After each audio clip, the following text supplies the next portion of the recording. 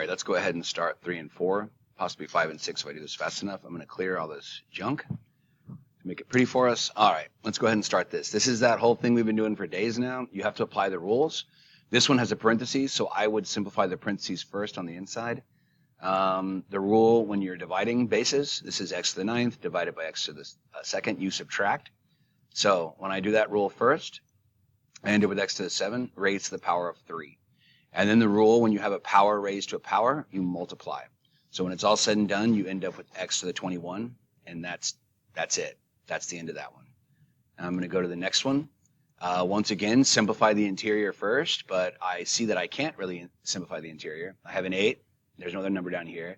An x. There's no other number down here. There's a y. There's no other y. So the interior is simplified. Now you apply the rule.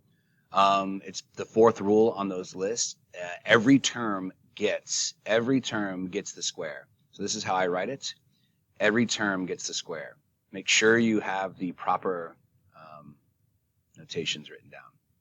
The exponents. Y to the 4th. See how it's the y to the 4th that gets squared?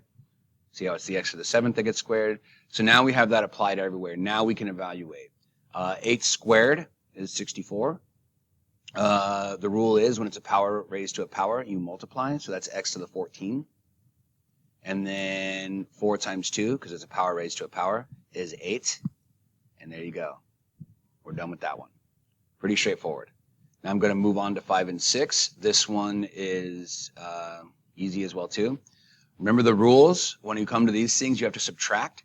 Make sure you actually do it correctly. So this is going to be x's and x's right here. So I have a negative 3 minus 14. And that gives me a negative 17.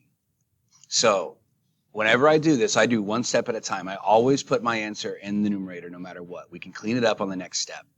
So negative 17 goes there. The next one with the y's. 9 minus 5. Let's see. 9 minus 5. You add those together and you have 14. So I end up with a y to the 14. Now we don't like negative exponents, so on the next step, let's fix it. The y to the 14 can stay in the top, but the x to the 17 needs to be moved down and switched. See the sign? There you go. That's it for number 5. Let me go ahead and do number 6. I'm going to switch to black ink now. Let's check it out. I have an x and an x in the bottom, but I don't have any y's. So my y's are pretty much already done. My y's, I'm going to go ahead and put to the bottom because I know they're negative. So I'm going to put this down here. So my y's are in a good place. Now let's go ahead and talk about this number. I have 7 minus 8. 7, I'm getting it from there, minus, and then there's a negative 8 there. When I add those together, because a negative makes it a positive, I get 15. So I end up with x to the 15.